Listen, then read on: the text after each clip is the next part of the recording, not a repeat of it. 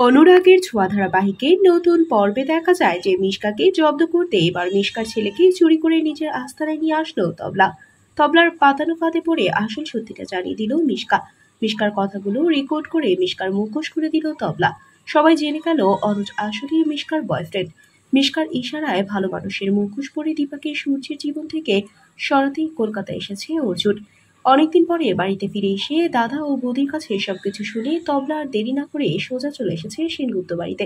আর সেনগুপ্ত বাড়িতে সবাই যখন সূর্য ও দীপার চলমান বিষয় নিয়ে কথা বলছিল, মিশকা তখন ছেলেকে রুমে ঘুম পাড়িয়ে রেখে আড়াল থেকে সবকিছু শুনছিল। সেই সুযোগে মিশকার ঘুমন্ত শিশুকে চুরি করে নিয়ে যায় তবলা। যাওয়ার সময় একটা চিরকুট লিখে রেখে যায় মিশকা। তারপর এক পর্যায়ে নিজের রুমে এসে বাচ্চার বালিশের উপর চিরকুট পেলেও বাচ্চাকে কোথাও না পেয়ে হতাশ হয়ে যায়। চিরকুটের ভাষ্যটা এমন যে মিশকা জানলো তার বাচ্চাটা আসলে নিয়ে গেছে অর্জুন। আর তাই তো অর্জুনের মুখোমুখি হলো মিশকা, আর মিশকাকে ফলো করে তড়িৎ ছদ্মবেশে পৌঁছে যায় জায়গা মতো, যেখানে অর্জুন আর মিশকার কথা হয়। আর সেই কথাগুলো কিন্তু রেকর্ড করে তবলা, যা শুনে সবাই বুঝতে পারবে অর্জুন আর মিশকার মধ্যে আসলে সম্পর্কটা কি এবং তাদের উদ্দেশ্যটাই বা কি।